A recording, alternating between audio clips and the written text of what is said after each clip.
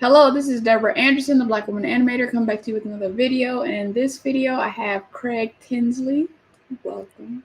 Hey, what's good? What's good? How are y'all So, doing? introduce yourself a little bit. All right. So my name is Craig Tinsley, as Deborah said, and I am a game developer, indie game developer. I am the CEO of freshdopegames.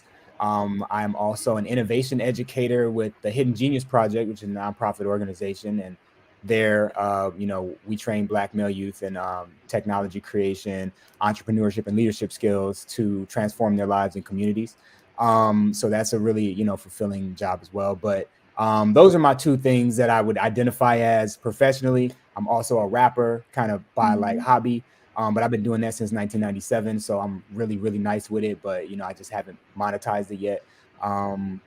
That's about it for me in terms of like, just a quick little CV, little resume.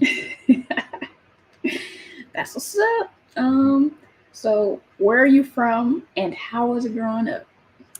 Well, so I was born in Pomona, California in 1982. Believe it or not, people are gonna look at this and be like, wait. But yeah, People do black the on same black, thing with me. you know what I'm saying? Yeah, I was born in Pomona. My family moved. So my family is from the Midwest. Originally they're from like the South, like Alabama, Mississippi, but like parents wise, they're from Chicago and Cleveland. And so when I was about 2 or 3 years old, my parents moved back to the Midwest from Pomona, California, so that like the family could, have more access to us. We could, have more babysitting resources and what have you. Right. So I grew up in the Midwest from about 3 years old until probably about 23 years old when I graduated from Purdue University in 2005, 6. And so I moved back out to California, moved to Ontario, and I've been living out in California ever since. Now I live in LA, pretty much central mid city, south central, kind of on the edge of Yeah. Baldwin Hills. So y'all know where that's at. So you grew up in Michigan City, Indiana. Yes, it is a very, very small town, kind of off the suburbs area of Chicago. It's actually halfway between like Gary, Indiana, and South Bend, if y'all know where that's at. And yeah, growing up in a small town, I didn't really have exposure to a lot of technology aside from just video games themselves. Yeah.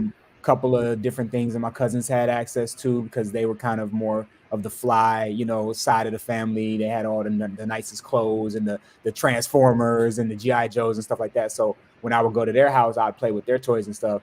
And they had this one interesting, I don't know if y'all remember like that VHS like interactive game that was like some kind of Wing Commander, I think it was called, or something, where you have like a little plane that has like little IR things on the end. And play it from the VHS tape playing back on the TV. But they had that, and that was like 87 or something like that. So just having that kind of like future tech, I guess you would call it, back then, and being exposed to it, that was something that kind of sparked my mind a little bit. But I've always wanted to be involved in video games in some way since late 80s ish.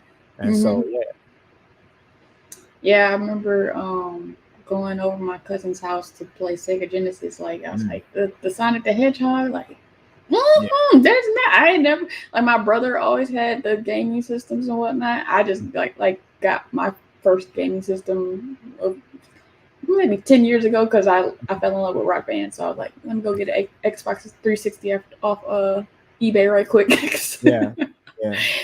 But yeah, so how was it like growing up in your household? Like, do you have siblings and stuff? Yeah, so I have an older sister, she's 4 years older than me, and a younger brother who came around when I was 9. So that's kind of like almost a half a generation or something like that. But yeah, my older sister, part-time babysitter of me when we got home from school. But latchkey. Kind of a little bit. Yeah, we kind of like, held it down at home when my mom was out working. My parents didn't necessarily make it through the you know, tumultuousness of late 80s, early 90s, you know, marriage in the Black community. So you know, we had to do the single parent thing and hop back and forth between, you know, houses or and then so I would therefore go between Michigan City, Indiana, 35,000 people in the city, to Cleveland, Ohio, to, you know, stay with my dad for the summer times and the winter like break and Christmas break and stuff like that. So like, you know, getting the kind of juxtaposition of big city versus like tiny town type of thing, it kind of, you know, threw me a little bit because I wasn't prepared for like the big city, you know, aspect of it. But most times it would be me and my sister that would go to Cleveland for the summertime. But then like as I got to about 11, 12 years old, I actually went by myself. And then there was a period of time when I actually stayed out there for a year. So around I want to say it was my freshman year in high school, I was living with my dad in Cleveland for that year. And I went to a Christian high school out there, which isn't anything it's not anything close to the same thing as public school in Cleveland. Yeah. They intentionally kept me out of public school in Cleveland, that at least that freshman year, because they were afraid that I was going to either beat somebody or get beat up, probably the latter.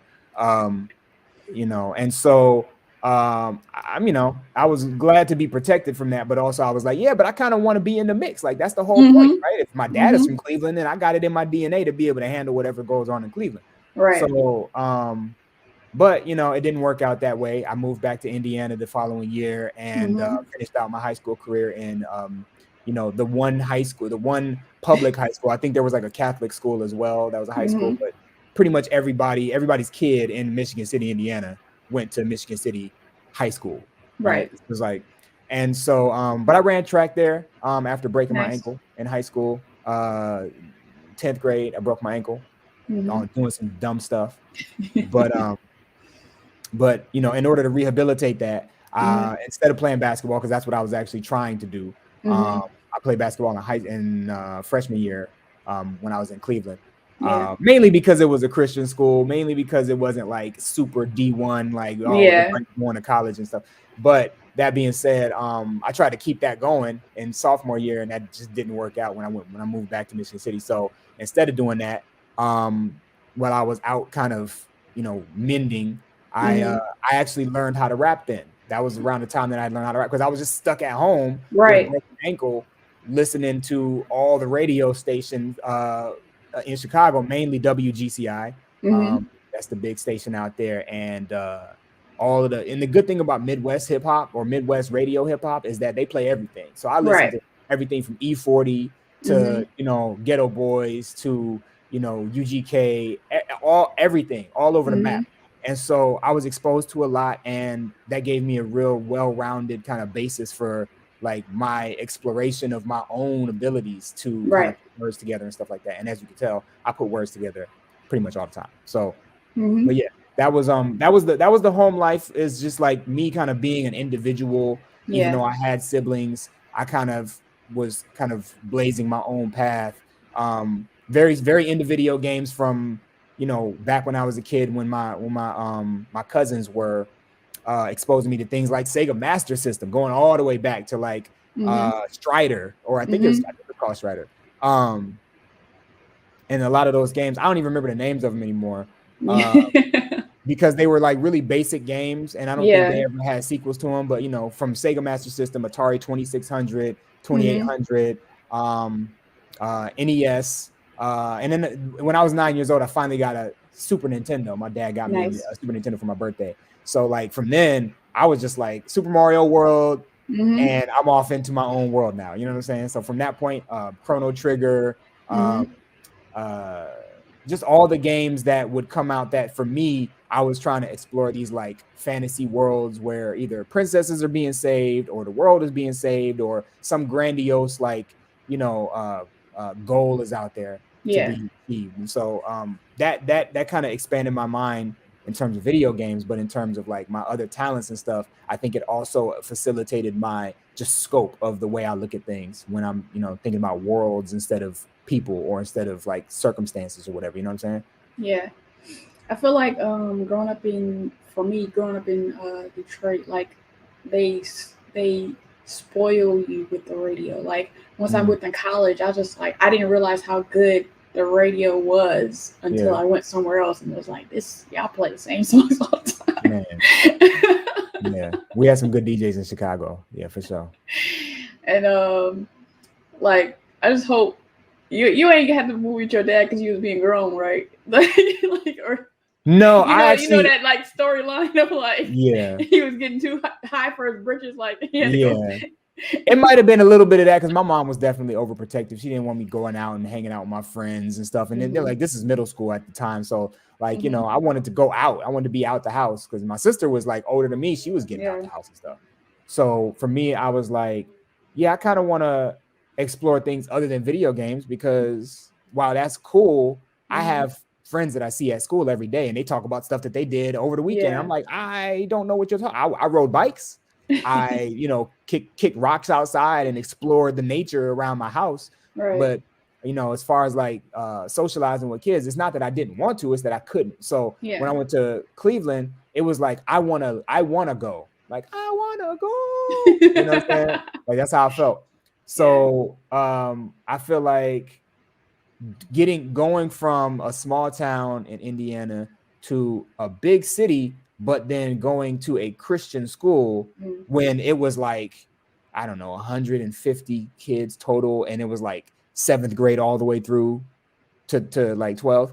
It's like, you know, we had 20 something kids in a class for my whole grade. Yeah. And so it was like, I felt like I was being boxed into this, like, you're going to just have a tiny experience until you know, bust out. And so after like I went to college, yeah, exactly. Right. That's why I got the brick wall behind me. Nah, but like, so after college, I went to Purdue. Like I said, after college, I was like, well, I was born in California, so let me get back to my roots. Like whatever my parents was doing, that was on them because they had to do what they had to do. I get it, but now that I'm an adult, or at least I thought I was, you know, when you graduate from college, you think you're an adult, but like our generation, not so much. At least not 100% of the time. And so like, I was like, let me go out to California because that's where I know the film industry, the music industry, all the big industries, video games, etc., is out there. So let me just be out there and like see what my creative juices can do when I'm in like the right kind of situation. But you know, it was. I think high school was a good time for me to at least learn some of my talents, like with the rapping thing. It really helped me gain some confidence about like my voice. You know, you have to be able to speak up and know who you are. And I think that's kind of where I got some of that identity to say like, okay, I have a talent, but it's not just that I have a talent. It's like, what am I saying with that too? You know what I mean? And so I was more of like the conscious rapper kind of guy, lyrical miracle, but also conscious. And so I kind of stuck with that since back then. And now I'm just like fleshing it out a little bit. But yeah, high school was something. Just getting kind of jerked around different places because of the family situation, but also like I said, I ran track in junior and senior years, and I almost made it to state in my senior year, but I ran 800. So like that's not like that's not the race everybody loves to you know rant and rave about. But I had a couple of friends who almost well, they went to state, but I think also after college, like or during college rather, were like trying out for the Olympic trials and stuff like that. That's how good they were. So I had some good mentors along the way to kind of coach me up and get my rehabilitation for my ankle going on. So, yeah. I was never fast. I ran like when my basketball coach made us run track those first 2 years. I tried out for every event. And landed on the 1 mile and 2 mile. Oh yeah, I hate it. Oh my gosh, I hated the mile. Yes, and then as soon as he stopped being our basketball coach, I was like, I'm out. Yeah. What were your like? Did you have any like family traditions or whatever that you had growing up that you remember that you liked? Not really. My family was not super traditional in terms of like events, aside from maybe Thanksgiving. You know, everybody would come to my grandparents' house in Michigan City, or at least on the Michigan City side. Everybody would come there for Thanksgiving from out of town. Most people weren't that far away actually in my family. Like Gary, You know, Indianapolis, Mm-hmm. stuff like that. But yeah, other than that, nah, my grandma on the other side was a Jehovah's Witness, so Mm-hmm. no Christmas celebrations, Right. no celebrations of any kind. Mm-hmm. So yeah, there were pretty much no traditions at all. Yeah. Church, I guess, was a part of it Mm-hmm. when I was really, really young. Right. But yeah, that's it. Which gave me a lot more time to play video games, I'm gonna be honest with you. You know what I'm saying? So Work for I spent me. a lot of time playing video games. Trust me, I was a marathon gamer as a kid and growing up through high school and college. I would play. I couldn't play for less than an hour. I just Yeah. couldn't, you know. So So when you went to Purdue and studied computer graphic technology, like what did you know you wanted to do and be at that point? So at 17 years old, when I started my freshman year, because I was born in November, and so there's a whole like, you know, you got to choose whether or not your kid wants to be younger or older or whatever. Yeah, I'm born in September, so I was always young. Yep. And so I first of all, I should have taken a gap year. First of all, like I had senioritis at that point because part of it was when I broke my ankle, I had missed a lot of school, like more school than I probably should have missed for a broken ankle. Yeah. And when I came back, I was just swamped with work, and so like I spent the rest of my high school like career catching up on that work as well as like all the work that was still coming down the pipe. And so I feel like when it came time for me to go to college, I knew from a kid that I wanted to get into something visual. I told my mom at like 6, 7, 8 years old, I want to be a cartoonist. That's the first thing that I wanted to be because I used to just like to sit and draw before I got my Super Nintendo at 9 years old. Yeah.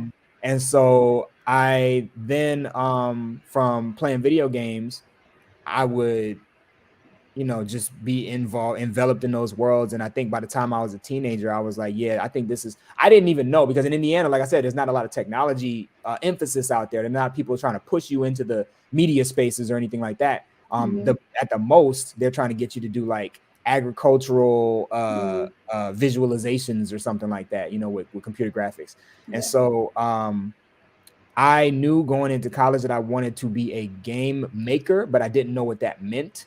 And so going to Purdue, no shade to Purdue, I guess, but they just they didn't have a game development program, and they weren't even really that big on like pushing any students that had interest in game development into something that would kind of facilitate that for them before they got out of college.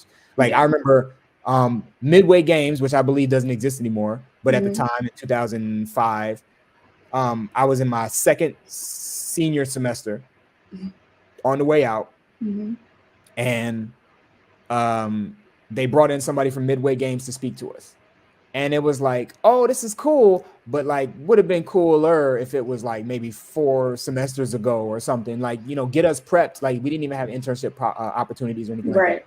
So it was like really weird to try to go to college for video games and then come out with just the ability to make models. Now, there's nothing really wrong with that, but like I wanted to make games. I didn't want to make models. I didn't want to make characters. I wanted to make the whole game. Yeah. And my high school counselor just didn't understand that.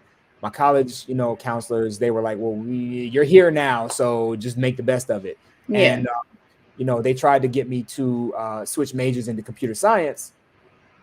I went to one of their little like meetings about how to switch your major, and they, on the board just wrote a bunch of like math.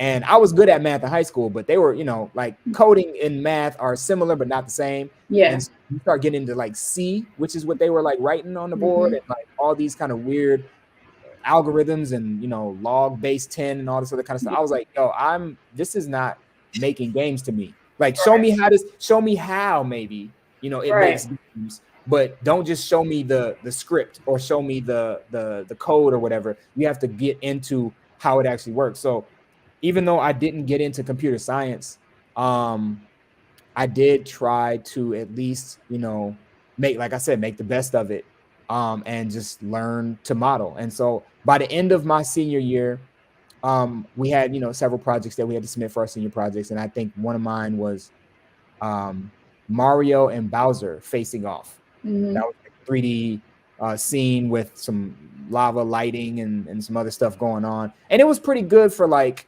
you know, what my journey was to get me to that point. And I really wanted to build on that even more so. But like my computer that I had in college, I shipped it out here to California. When I moved out here, I shipped it behind me or in front of me or whatever. And it got damaged along the way.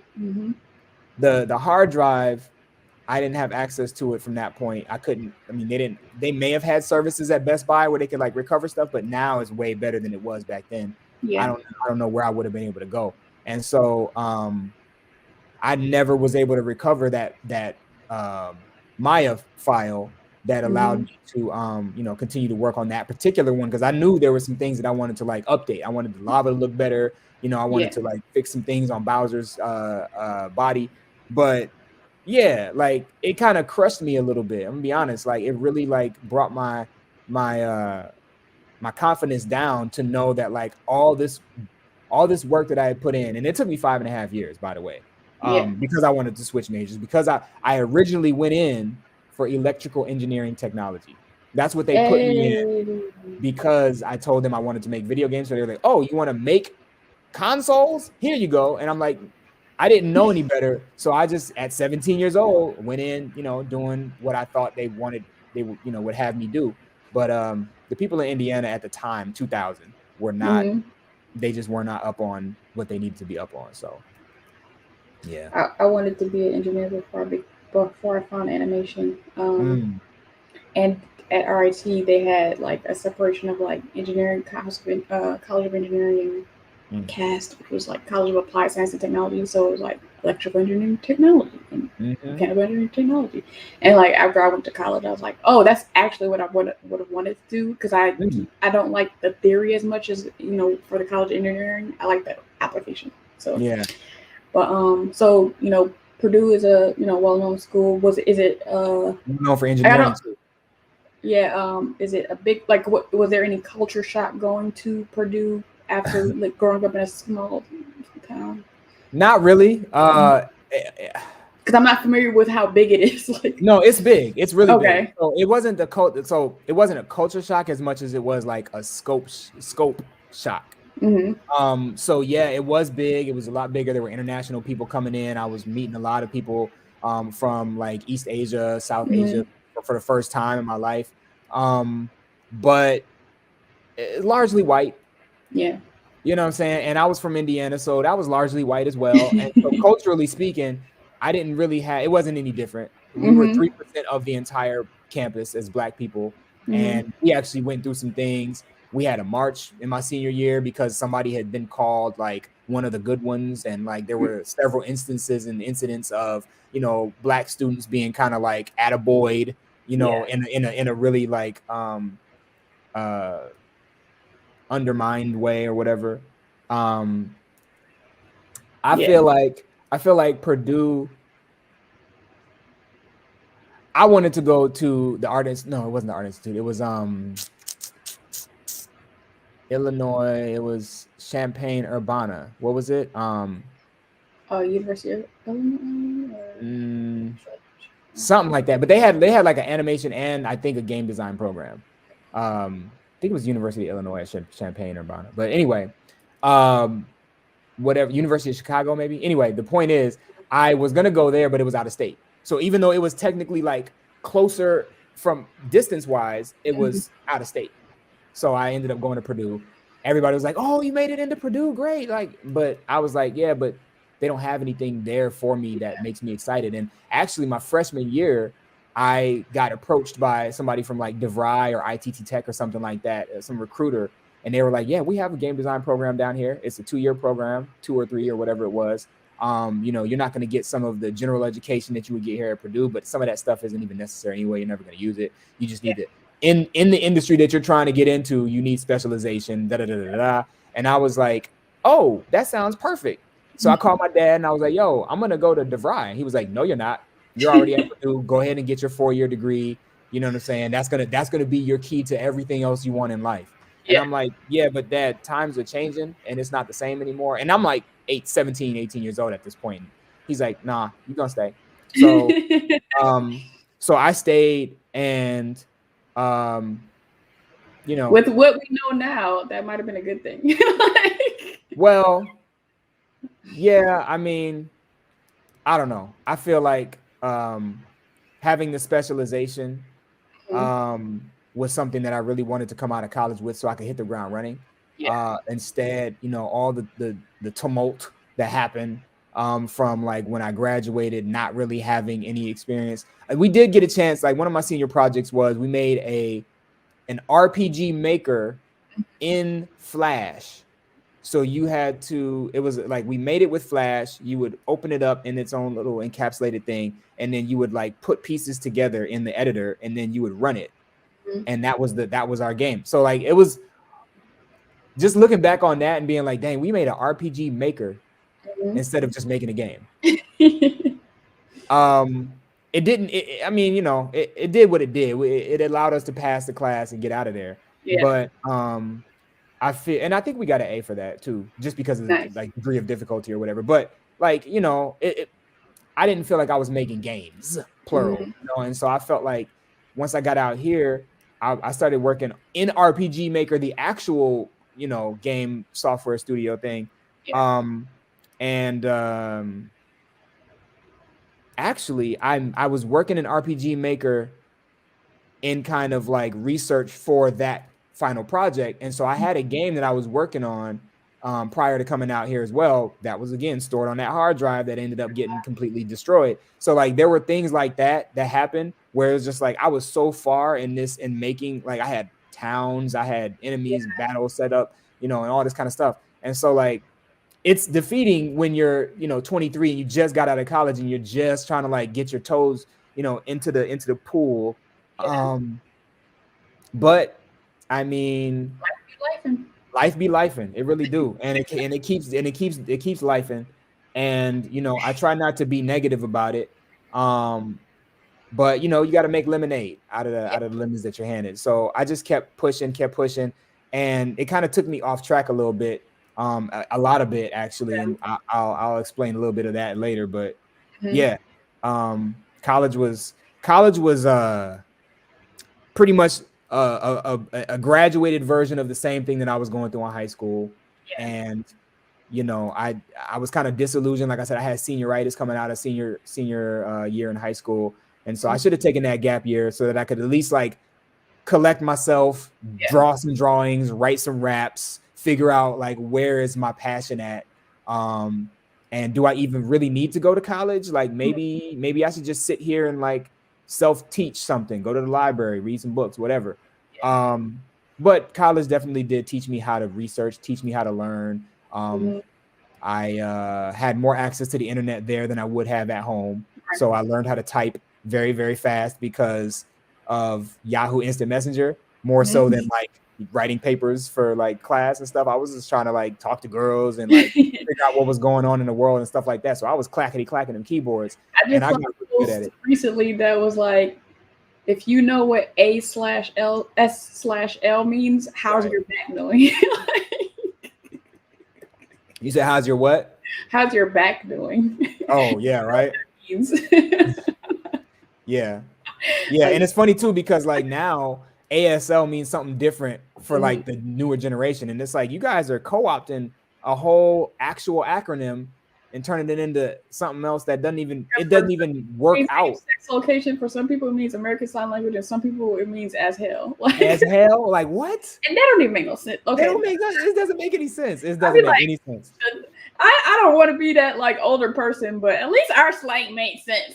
At least, hey, you know, at least we knew what acronyms were. Man, no, my back is doing pretty good. It actually hurts a little bit, but it's okay. It's okay. But yeah, even though, you know, you talking about your college experience, even though, you know, I went to a PWI as well, but I just would like to call out my shirt.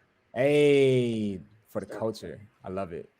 But yeah, so okay, so as far as the work that has paid the bills, what has been your career path and your various areas of expertise? Oh, so you know, I am a jack of many trades, which is cool. But you know, there was kind of this dichotomy of you could be a jack of many trades and make a decent amount of money, or you can be a specialist and have fun doing your specialization and make a decent amount of money. And then of course, over time, you can kind of like increase your value to the whichever company. But like, so for me, I went the first way, and because of my college career panning out kind of in a very generalist kind of way, I was like, well, I'm not a specialist, so let me just see what I can do. My first job out the gate was actually QA in the video game industry. So I got lucky. I was able to go work for Insomniac Games from 2006 to 2008. So I worked on Resistance: Fall of Man. I worked on Ratchet and Clank Future, and both of those came out on PS3, if I'm not mistaken. And then I started to work on Resistance 2, but then my contract was up because it was only 2 years as a QA, and then they either had to renew you or let you go or whatever. And so I kind of I worked with them for that long, made some good friendships and relationships, but I ultimately ended up going to this other place that was this startup company called Dynamic Interactive, which doesn't exist anymore. But it was basically a user experience design or information architecture company that helped a lot of other companies like build better websites. So we worked with Disney and Nickelodeon and Better Homes and Gardens when they first started their website. Cisco, I believe, several different big name companies to help them kind of like do user experience design with their site. And so user experience design for somebody who knows like things like layout and computer graphics and just how to generally use the internet, like pretty easy. I'm not gonna say, I'm not gonna diminish anybody's skill set or anything like that, but at the time in 2008, 9, it was still kind of a nascent career path. I was actually an information architect, so I wasn't even a user experience designer. I was an information architect. But information architecture is essentially just like making blueprints for the website and then kind of listing out what the interactions are, which is essentially what user experience design is now. And so I did that for like a year and a half because I was chasing a bag. And the bag wasn't even that big. It was just bigger than a QA bag. You know what I'm saying? And so that company laid me off. I was the first to go. It was only like 5 of us. So I was the first to go because I was the only Black person there, and I was the only male there. And the lady that ran the company, process of elimination, you could tell kind of who she was, but essentially, like, she let me go and then proceeded to let others go, like, months later, but then bring us back on as contractors for like individual projects, which is kind of weird. I probably shouldn't have gone back to her in hindsight. It's 2020, of course, but it was still like, oh, I'm hurting right now. I ain't got no job. I haven't been able to pick anything up since then because I'm looking for information architect jobs when I really should be looking for game design jobs, but I don't have any game design experience because I spent all my time working on information architecture and QA testing. So like so trying to figure out how to like slip in this skill set of game development and design was tough for me. I was still young. I was still in my 20s. And I was starting to get disillusioned with life. I was starting to be like, yo, man, like, I'm supposed to be rapping. Like, what happened? Like, what happened to that? You know what I'm saying? Like, I've been rapping since I was like 15 years old. And so I feel like I knew I was good at that. Right. But I didn't, it's like little fish in an ocean type of thing. I was like, I can definitely, work with the motions and work with the waves, but like, can I survive with, giant squid and like killer whales out here? I don't know, And I heard all these like horror stories of like music industry stuff happening to people and what you have to do to be in the industry. And so for me, I was just like, I need to keep my soul. I need to keep my soul, but I need to keep it pure as much as possible as well. And so like I kept working on trying to like make a corporate career make sense for me. And man, I don't know if that was a great idea or decision, but you know, like again, I was in my 20s, and you know, you just got to keep pushing forward and see what's out there. And so ultimately, after I had left that that job, and it kind of ended up dissolving into something else and moving to San Francisco and stuff like that. I was out of work for a while. I was getting my unemployment. I was trying to figure out whether I should go to school or whether I should just like go back to QA or anything like that. And I ended up finding out about this school called Mount Sierra College out in like close to Pasadena, not Pasadena, but like out that way. And they had a really good presentation and good like student reels. So I was like, oh, this is like the kind of stuff that they're doing is the kind of stuff I would love to do, or at least I would like to be able to have classmates that have these skill sets while I work on my skill set, or whatever the case may be. So I kind of did that for a minute. I went to school, and I was doing pretty well. But then the hard part of this, and this is where everything kind of went left for me. I mean, it already went left multiple times, but it went like a hard 90 degrees for me. And there was two options that I had for Mount Sierra College. There was game design or visual effects and digital video. Now, at that point in 2010, I was a generalist in all these different ways, and I was such a jack of many trades that I was like, well, if I just make all of my skills better, then I can just like somehow make it. Didn't I don't know, my rationale was trash, but it was like, I have game design right in front of me right now. I have an opportunity to go to school for it, and their whole thing was, if you graduate from us, you can come back to get education for free for life. So I was like, oh, that's great. So maybe if I get this visual effects and digital video thing, and then I decide to come back and get some more game design stuff. But that wasn't the right way to think. The right way to think would have been, oh, I've been trying to get into game design this whole time. Boom, there's a career right there for you. I think it might have been game development, but it's just, I mean, like I made that mistake when I was at Purdue before. Math and so, or code or whatever. So I was like, you know, this is a redemption time. But I didn't take the opportunity. Instead, I went with visual effects and digital video. I learned video editing. I learned, you know, some directorial type stuff. I learned photography better because I always, you know, had said that I wanted to work in photography to a certain degree as well. And so, yeah, I added some more skills. I polished some other skills, but like, I didn't go for the things that I wanted to go for. And so I made that mistake. Maybe it's a blessing in disguise. I don't know.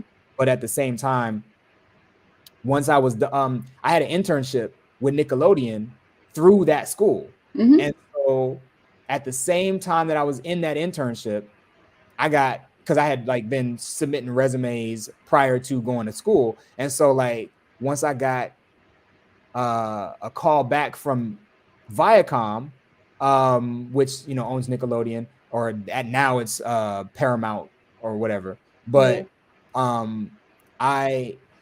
the person who was the recruiter was working in the Nickelodeon animation studios that I was doing my internship in. And so when she called me, I saw the area code on the you know, caller ID, and I was like, oh, it's coming from Burbank. So like, I'm in Burbank. So I let her know, like, hey, you know, I'm actually at the Nickelodeon animation studios right now doing my internship. She was like, oh, you're here? I was like, here? And she was like, yeah, like just come on down to whatever, and like we'll talk now. And so like I kind of got lucky, and once again, you know, I got lucky multiple times in my career, but in this case, like she was right down the hall, so I just walked down to her office. We had a quick little interview. She showed me, you know, some job description stuff. These are things that I had already submitted for anyway, but it was like, oh, you know, so like she set up an interview with the hiring manager. And then within like a couple weeks, I was in there. I was in Viacom. I was actually working for Spike TV at the time, like specifically, but eventually I ended up working for like Viacom as a whole, with a lot of their like over the OTT platforms. I think Roku might have been one of the first ones. Xbox, what was it? Xbox 360 was one of their platforms. platforms as well that they had like the MTV app on. And so I was helping to work on those things. Game trailers was right inside of the pit that I was working in. So I made a lot of friends there. Nice. And then while I was working there in 2014, I actually started working on my first game because I had a coworker of mine who was a software engineer, and I had been like ruminating on like, I need to get into game development. And I felt like I kept trying to learn Unity and I kept hitting roadblocks with the code. And so I was like, I talked to him. He was like, yeah, I know Java. I can do an Android app for you. I was like, oh, cool. So we negotiated a price. We worked on it. And in 3 months, I had Rapquest. Nice. And so that was while I was working at Viacom. From that point, you know, I wanted to continue evolving at Viacom, but then it was like just to kind of continue like getting more of a bag, you know what I'm saying? Yeah. And so like, because the thing about big companies like that is like there's always a pathway to that. You know, you can always just work and work and work and work your way up. But I got disillusioned further down the road because I was just like, this isn't, again, I kept waking up after, you know, having fallen into a stupor. Like, wait, this isn't where I want to be. Why am I here? So, so I left that company to go to another company that was in the esports space, because esports in 2018 was like still kind of fresh and rough. And so I went there because it was amateur esports. It was for like high school and like middle school kids and maybe even elementary that wanted to get into like Roblox and Minecraft and that kind of stuff. And so I worked there. It's called Super League Gaming. Don't recommend it. Nah. And it was like the worst job I've ever had. Yeah, it was the worst job I ever had for sure. Management, practices, you know, any of that kind of stuff. So I ended up getting fired from there. First time in my career that I had gotten fired. And they told me that they couldn't tell me why I got fired. I sat in the room with them when they had the meeting with me, and I was like, well, can you tell me what it was that now's not a good time to talk about it. Now it's not a good time to, okay, so because what we gonna talk about it? Because I'm gone. I'm not able to come back here after this. So like, what are you guys gonna email me something or talk, you know, call me or what? And now's not a good time to talk about it was the final word that they gave me. And so like that pissed me off. I'm gonna be honest with you. Like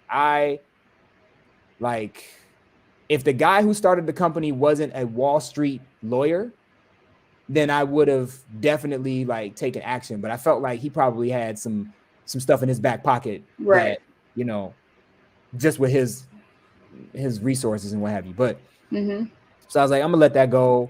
People are racist. It is what it is, right? And then one of the people that hired me at the guy that hired me at Viacom, he actually had another company or a couple of other companies. And so he hired me there. I worked there. It was like a wine, I guess you would call it. I should be able to say this off the top of my head, but it was a e-commerce website for wine. So they would just like sound like you work for Gary V. Say what? Sounds like you work for Gary V. You know, Gary V. Yeah. For wine.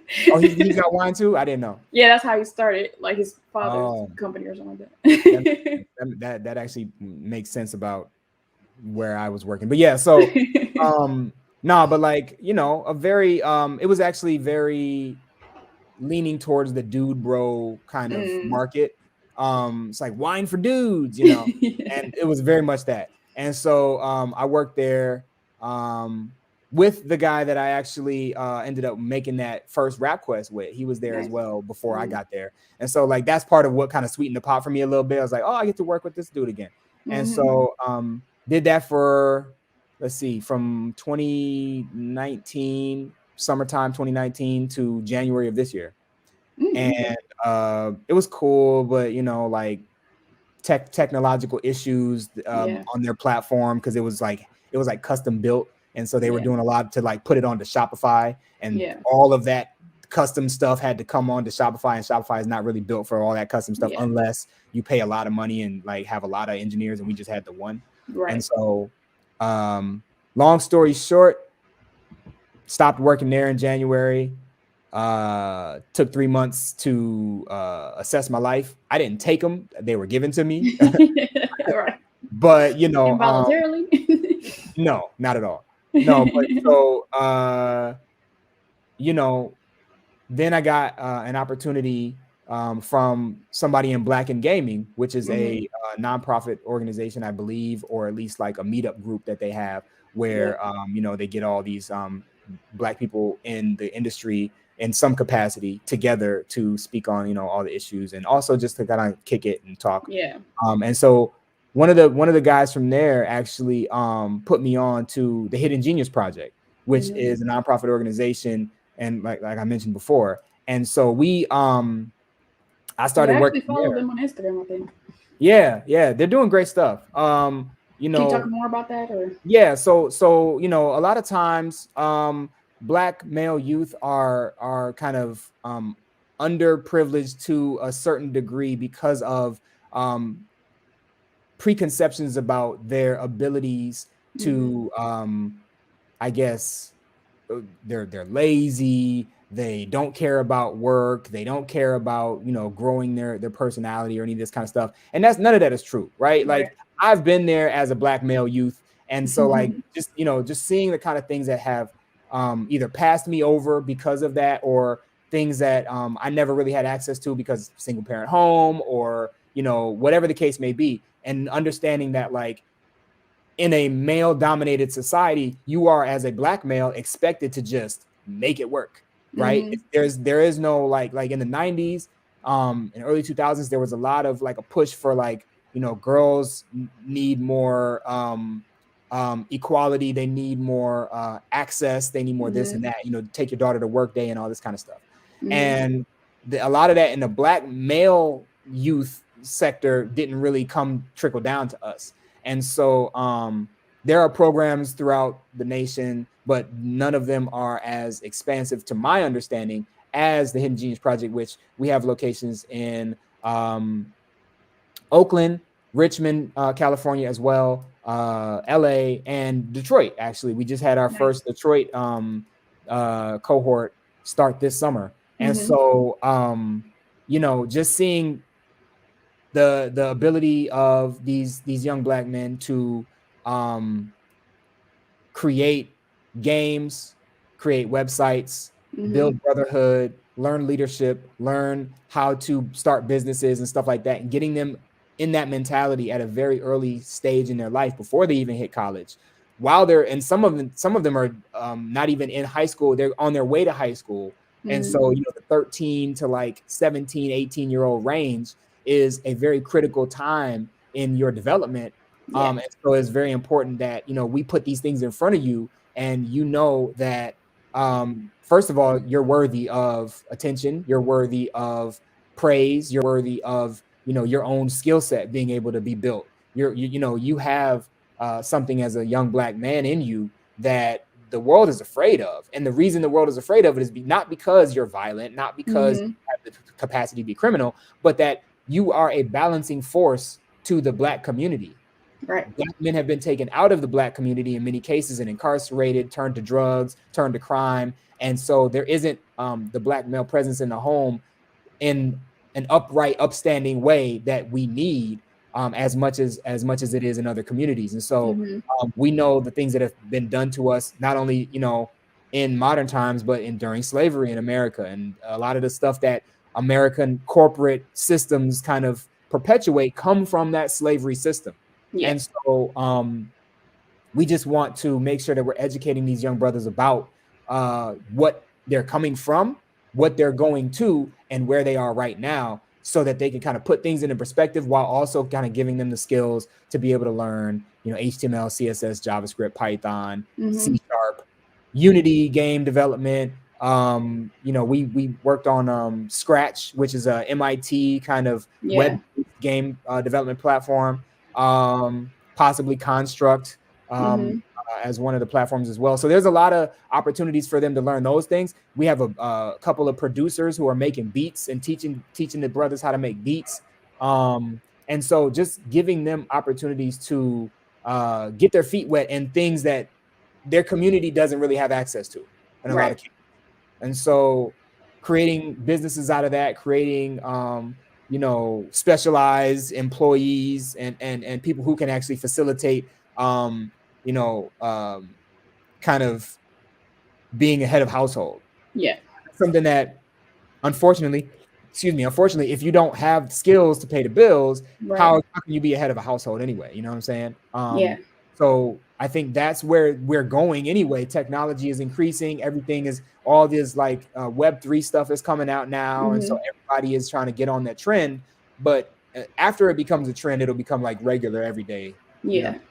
So we want to make sure that they're ready for that when it's regular every day. But also, if any of them are super interested in NFTs or any kind of blockchain related stuff, they can get into that now as well. With some of our programming. So I feel like that's what we're doing now. And I went from the worst job I had to some kind of like in between thing to no job to now this is the best job that I probably could have, because it allows me to be that jack of all trades. It allows me to also give back a lot of the wisdom that I've gained from being in the corporate space, being in the game development space, being in the PWI space, right? They don't have to do that because I did, right?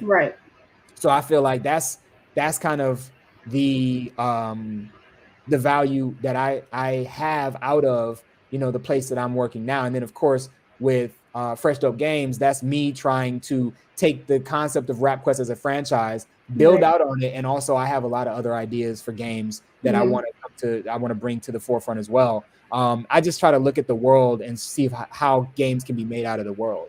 Just simple stuff like what would it have been like if we could have resisted colonization as a game? You know what I'm saying? I feel like Wakanda is.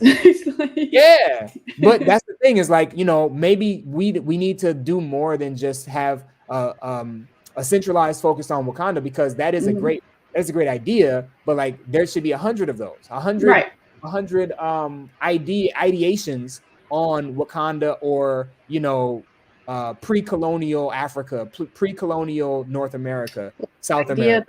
Because even if you think of like the Aztecs, the Mayans, and all that type of stuff, of like what would have been like if y'all hadn't destroyed all the information and actually just acclimated and brought it in, like how much further could we be as a civilization? Exactly. Because people still can't figure out the aggregation system that some of them used. Like it was so like it's with like civilization, like what is their version of civilization was actually behind the people of color civilization. It could have been further if y'all wasn't arrogant. But anyway, a lot of the problems that we have in this world, they try to politicize it and try to take race out of it. But when in fact, all of this stuff was predicated upon colonization, all of it.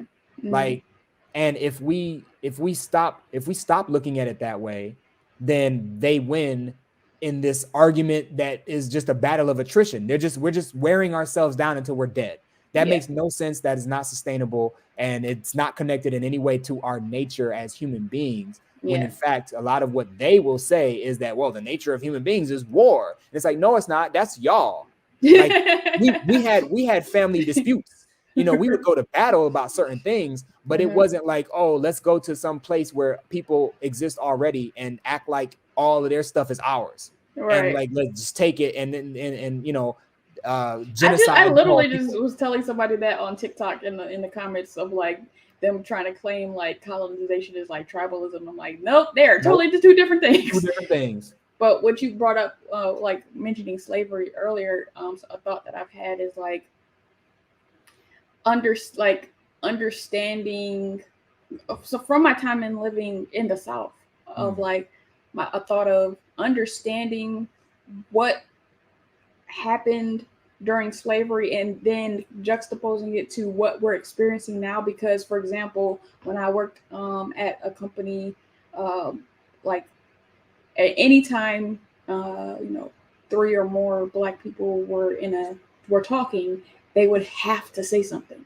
And that's the Black codes from slavery, where you couldn't be in groups of 3 or more and they don't realize how the unconscious bias of like it being passed down, whether it's like overhearing their parent always questioning a group of 3 or more Black people from far away, but them not understanding that they're now adopting that, and now you're in a workplace, and like every single time I'm talking to 2 Black people, they think like they're like, oh, what are y'all doing? Like, Yeah, they're like, talking. oh.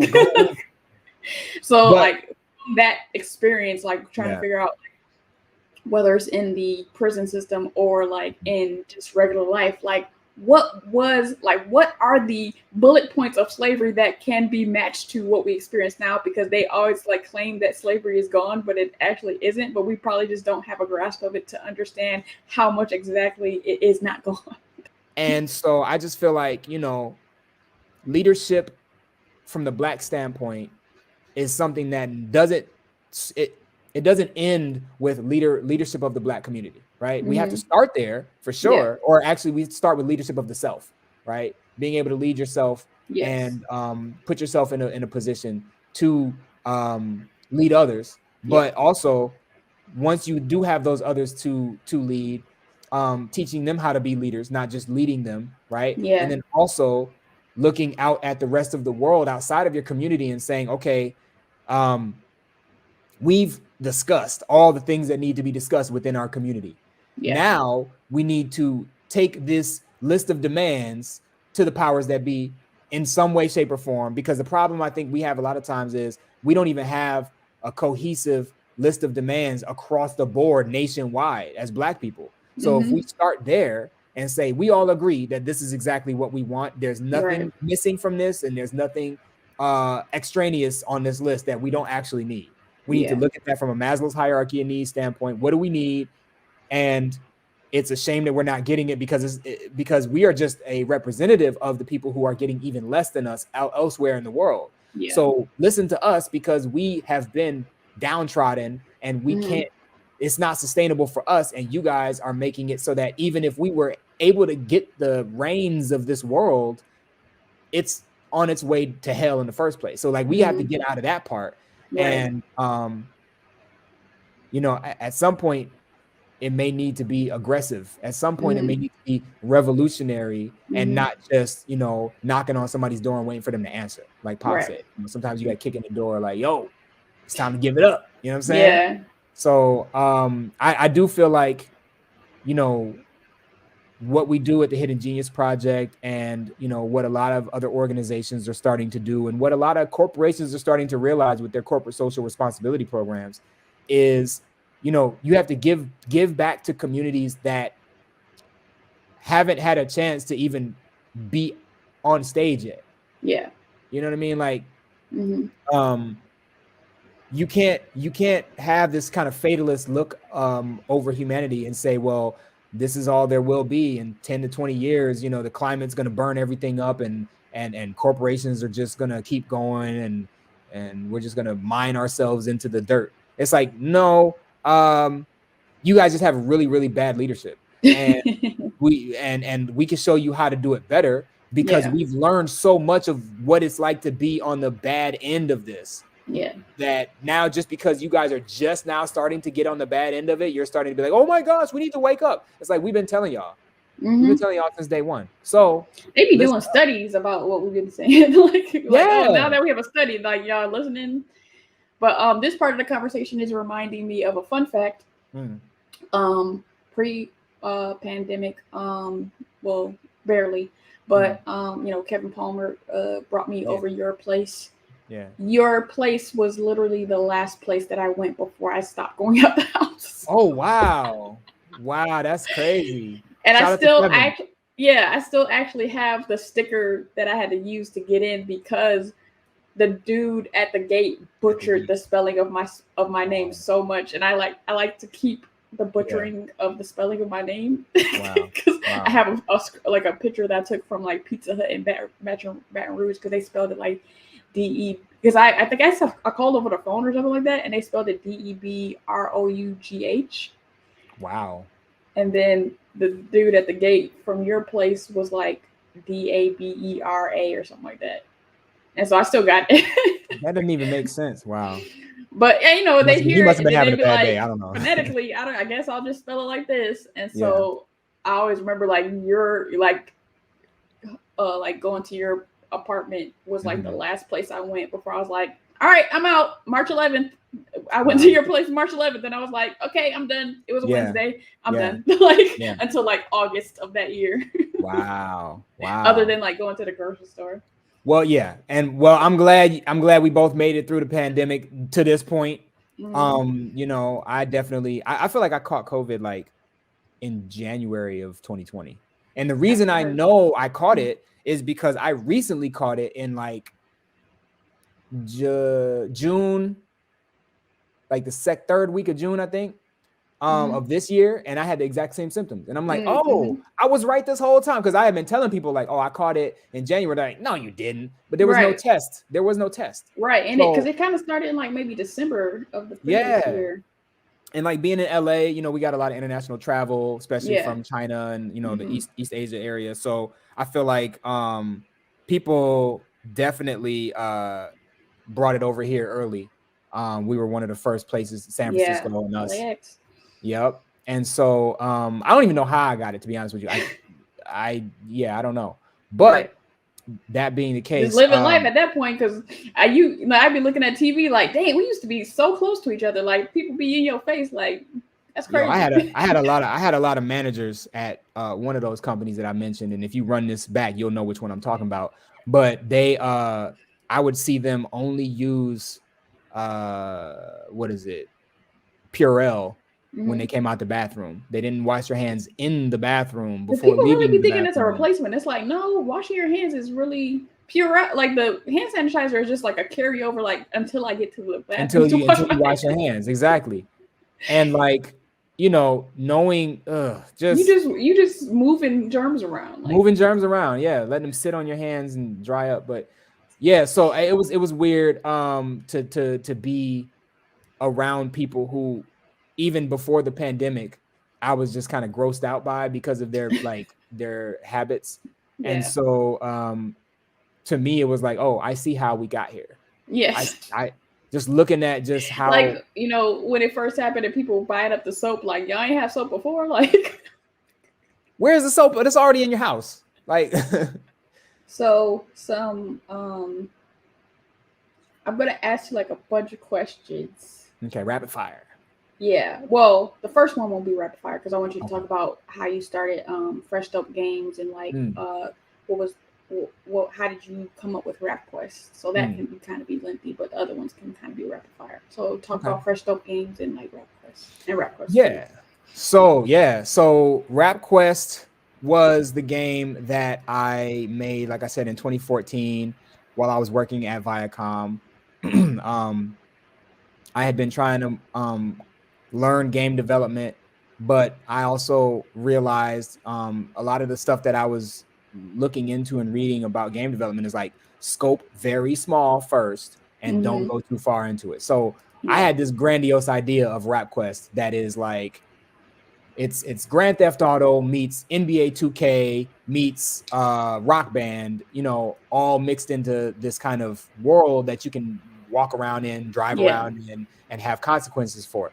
So I feel like, you know, that was something that I have been wanting to make, but in 2014, and to go back a little bit, like being a rapper, you could call me a failed rapper if you want, but whether that's accurate, I'm not sure, because there's still bars in me. I've been writing still, like I got plenty of heat, so I ain't even tripping about that. That being said, not making those commercial dreams come to fruition kind of left a bitter taste in my mouth. But I have so many different dreams that it's just like, well, I'll just like shuffle the deck, you know? And so like video games was always strong at the top of the deck, as was hip hop. And so for me, I was like, well, as a creative individual, I can just merge and mix. And that's what you do in hip hop anyway. You mix, you flip, you scratch, you cut. So that's what I exactly, right? And so that's what I kind of did with this idea of video game development. I was like, yo, I'm going to hip hopify video game development as a concept and try to use the things that I've learned in writing verses and putting songs together and like playing with words. I'm going to turn that into what I'm doing with video games. And so that's where Rapquest came from. There was this game called I forgot what it was called, Logging Quest or something like that. That was on Android devices. I don't know if it was ever on iOS, because iOS is super difficult to get onto. But I kind of used that as an inspiration, because the idea was it's an idle game. You kind of set it and forget it. You have your character, you have a journey that you're going on, but the journey is like a random dungeon, and the dungeon has like possible enemies that you're going to come across throughout the course of a period of time that you're going through this dungeon. So I kind of did that, but I flipped it with the whole hip hop thing. And I'm saying, instead of dungeons, they're venues. You're going to venues performing, you're going to open mics, you're going to, like, you know, nightclubs, and you're performing, you're making money, or you're being graded on your performance, and so that you can be better, or whatever the case may be. So that was what I did with Rapquest, the first one. And I made it as simple as I could, so that I didn't like spend 5-10 years making it. You're right. Rapquest 2 came out, or I should say I started developing it in 2015, when I realized there, first of all, I didn't know Java. I like trying to update my own game after somebody else had developed it in a coding language that I wasn't familiar with was damn near impossible. So I said, okay, you know, I'm gonna try to learn Java, but then it was just like I would rather just, I found out about Construct 2 in 2015, and so from there I was like, let me just like block out some stuff so that I can get in front of a developer, or maybe get a team around me with the people that I know, and, you know, put this together. But I want to block it out first. So I started blocking it out in Construct 2. And this was Rapquest 2. So I took what I learned from Rapquest and, you know, built out things, because people were responding. People were giving feedback and giving star ratings in Google Play and stuff like that. And so I was getting a lot of feedback from people. And I was like, you know, there are things that I want to do in this game. I want to update, but I can't. So let me figure out how to like make the second game that can give them, you know, facilitate everything that they wanted to do. So not only that, but I'm still building towards this ultimate goal of, you know, this fully realized 3D world that you can run around in. Open world. So with Rapquest 2, as I was blocking it out, I realized, oh, I can just put assets in the place of these blocks. I can make my own assets and put them in the place of these blocks. So I did that, and to the best of my ability, you know, again, I'm a jack. I'm not like a king or ace, but I feel like I put a lot of effort into building out the structure of what the game could be later, or building certain things into it that I could kind of add on to, because I knew that I wanted the game to be grandiose. I knew that I wanted it to be like the epitome, maybe not the epitome, because the long-term goal was, all right, I'm going to do Rapquest 1, then I'm going to do Rapquest 2 and make it much more featured. Then I'm going to have a Rapquest 3, but I'm going to switch it up entirely and just make a different genre of game for this series. And then I'm going to come back with Rapquest 4, and I'm going to call it Rapquest Forever. And then that's going to be the open world, fully rendered game.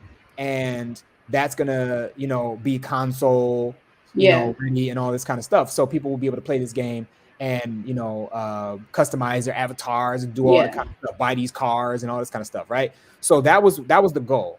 So Rapquest 2 was, let me flesh this stuff out a little bit, and so I can update it as people give me feedback, because that was the big thing, was I want to see how far I can get when I'm able to live update these features when people are giving me the feedback. So that's what I started to do in 2015. I built that out, and in 2017, it took that long because I wasn't doing it every single day. Still doing it while I was working at Viacom.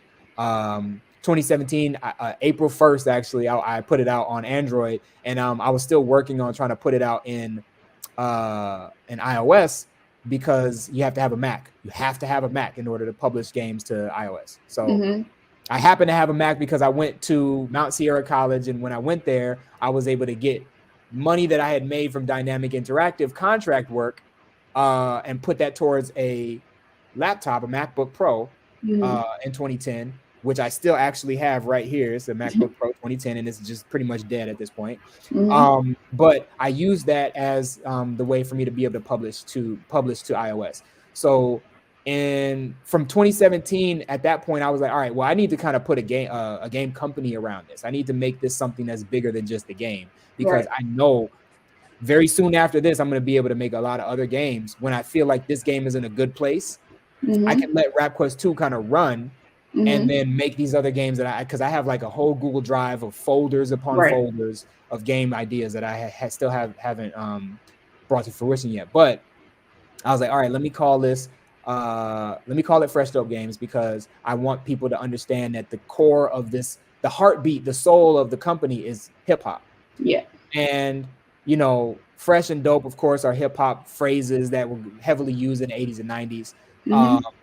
Obviously, so the kind of tagline is the freshest dope comes from the mind, right? So dopamine created in your mind and your brain because of the experiences that you have. And so not I'm selling dope to you, but I'm selling experiences to you that allow you to give yourself dope. You know what I'm saying? And so that's why I did that. My colors are green, off-white, and red.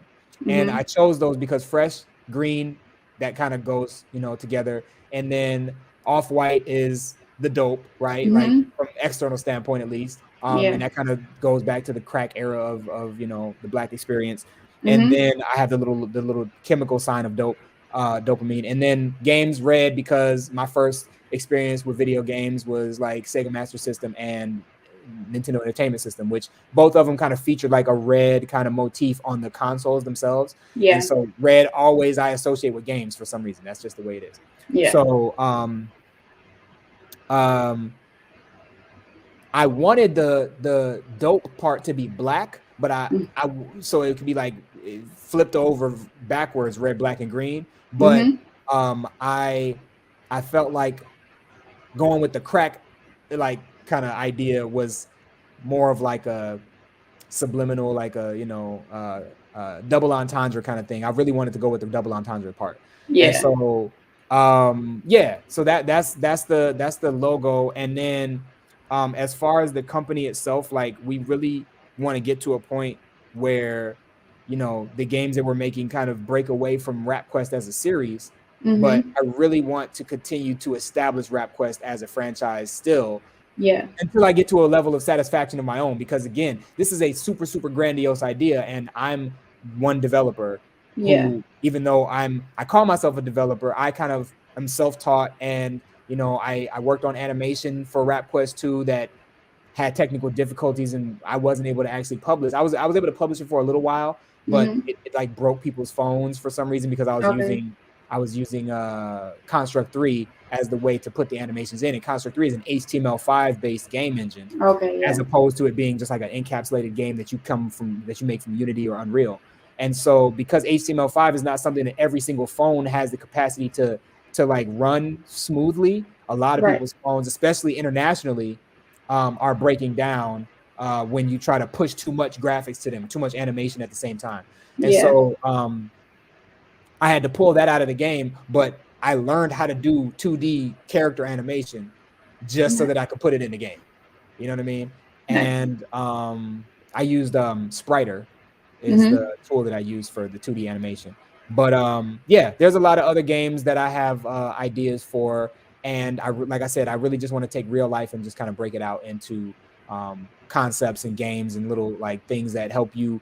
Like, you know, I want people to be able to like look at something out in the world and reminds them of a game that I made, perhaps, you know, like, oh, this tree is growing. I remember he made a game called Tree Fitty where you could fit 50 trees onto a screen and like manage the growth of those trees and see the kind of cutaway, see the process of, you know, how the tree actually manages the nutrients going up the trunk from the soil into the leaves, and can we get like fruit, and, you know, can we host life and have bird nests and all this? Like, these are the goals that you would have as a tree if you could be a tree. You know what I'm saying? So like those kinds of things are the kind of things that I have ideas for, but plenty of other ideas as well.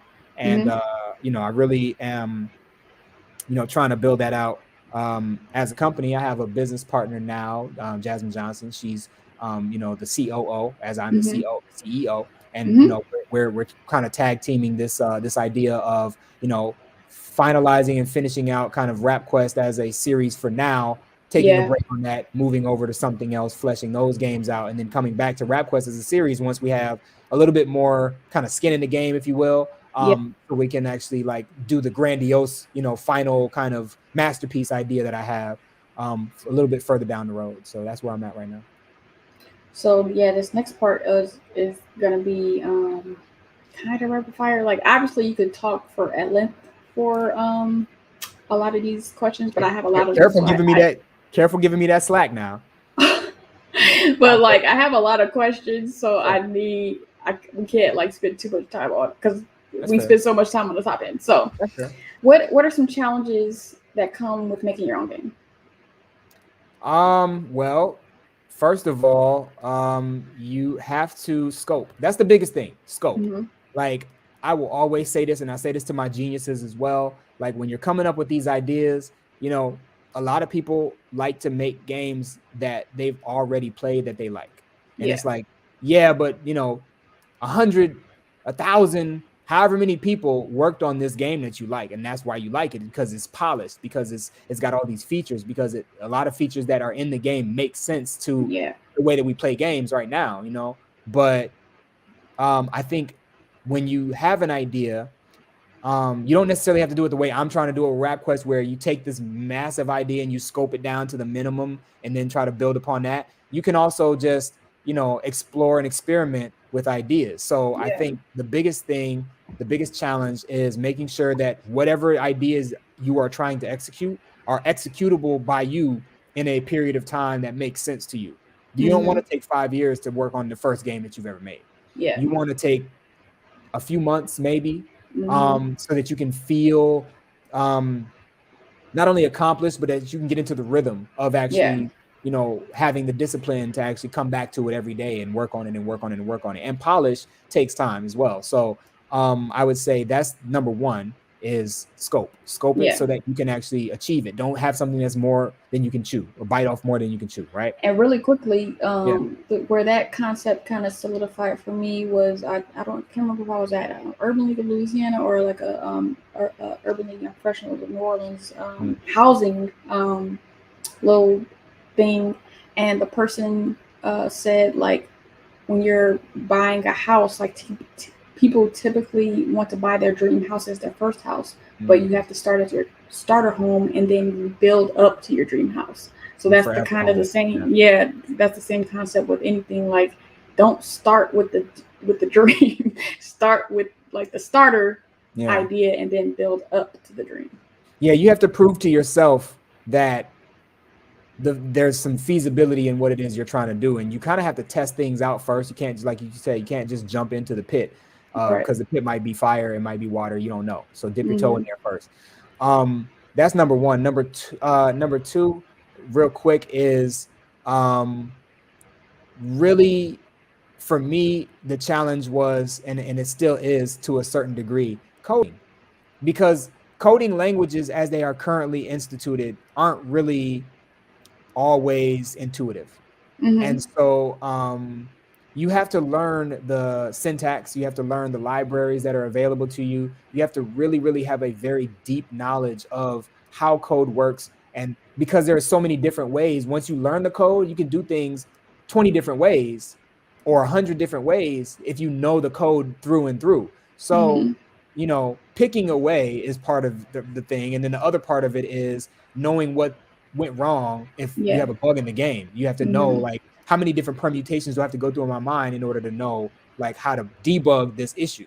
So that's the other thing, is code. So definitely. Like I remember when I can't remember what year it was, but from the existence of the coding language being so short, I'm sure people will be able to figure it out. But I took a Ruby on Rails class. That was dumb, but because it no longer exists. But when I was taking the Ruby on Rails class, I remember it was like an 8-week class, and the first 4 weeks I was so worried because I was just like, oh shoot, am I wasting my money like taking this class? Because I'm like trying to figure out, okay, will I be able to walk away from this class and do stuff? But what I realized with taking that class was after the first 4 weeks, I felt more comfortable because not necessarily that I knew everything, but I knew enough to Google. Yeah. And so that was my like takeaway from taking that class is like I at the end of a class, I don't need to know enough to do everything. I need enough to know how to do go what to you want Stack to. Overflow and find the answer. Like I need to Yeah. know the terms or the phrases. So like even changing your mind to like you don't need to know everything. You just need to know enough to be able to find what you need.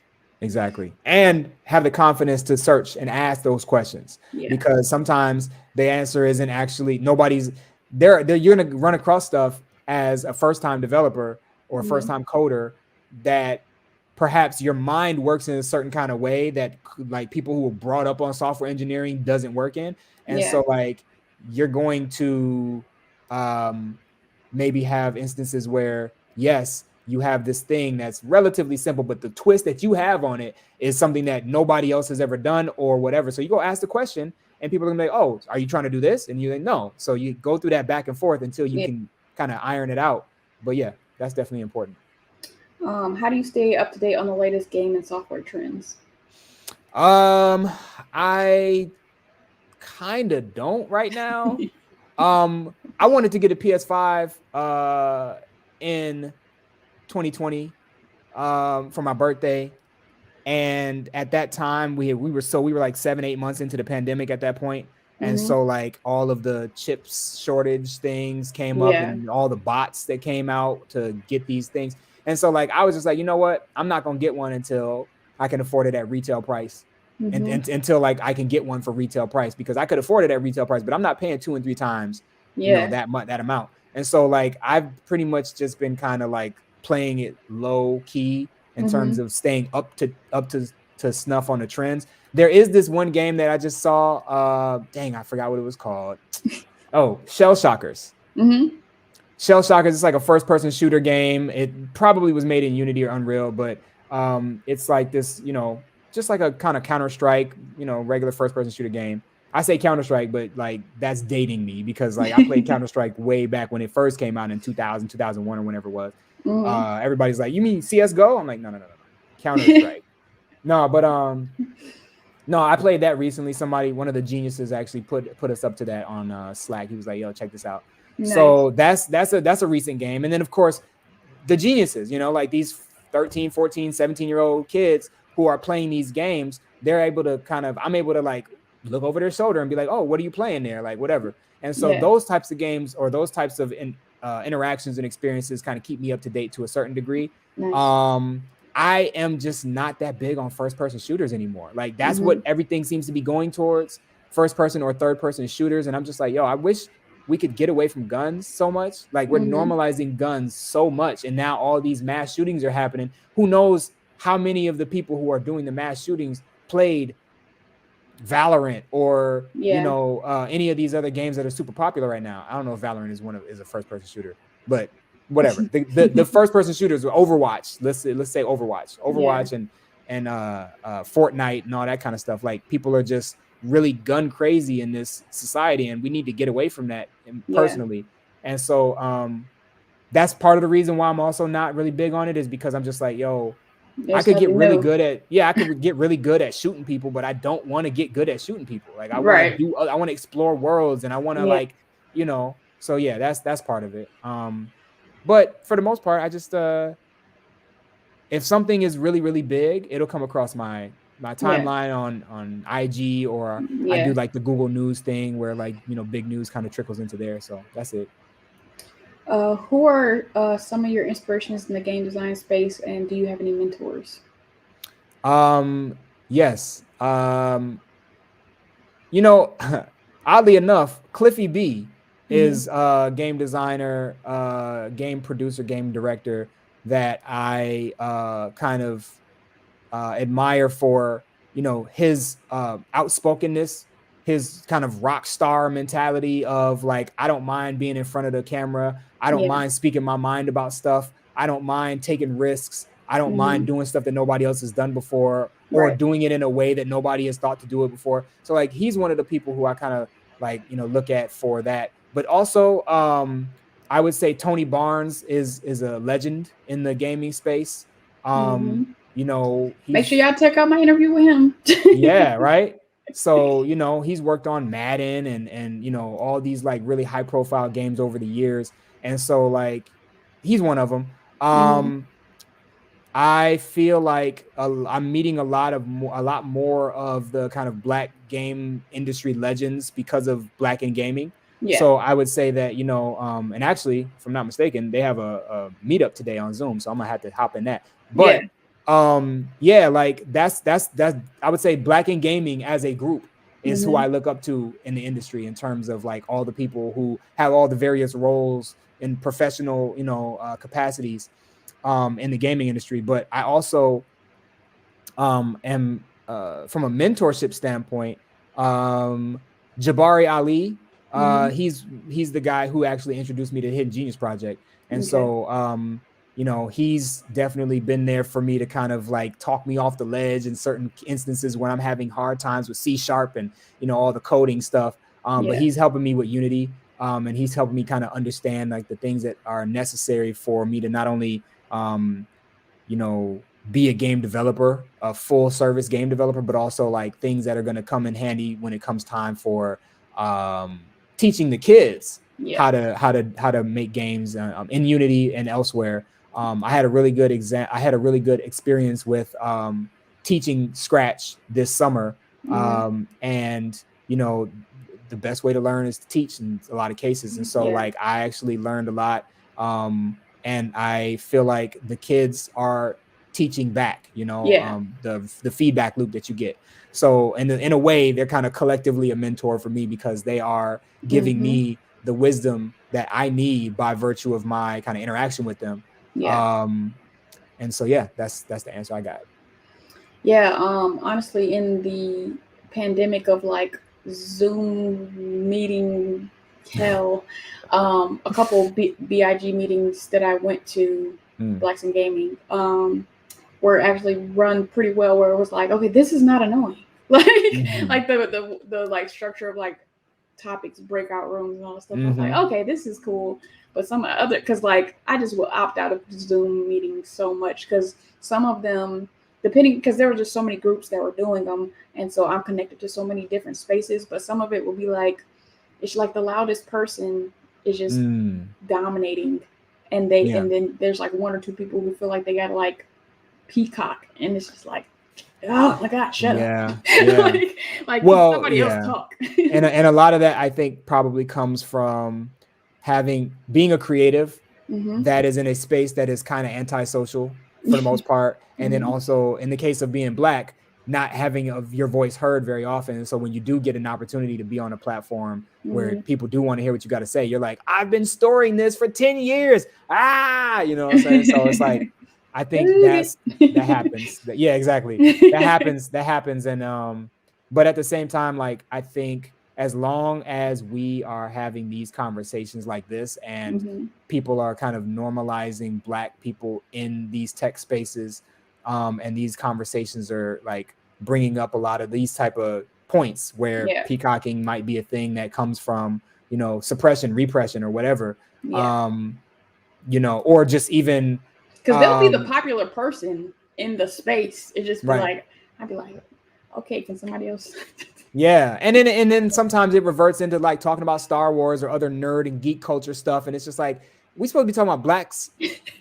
We supposed to be talking about video games. We supposed to be talking about this. We supposed to be talking about that. So depending on which space you're in, you know, things kind of revert into whatever that person's interest is, and they have a passion for, and they want to talk about a lot. So, it's a challenge, but you know, as long as you approach it with love and community, then I think that, you know, we're going to get to a place where, you know, it's not so abnormal, and it's also like people are starting to build relationships that result in companies and result in projects and result in like, you know, legacy.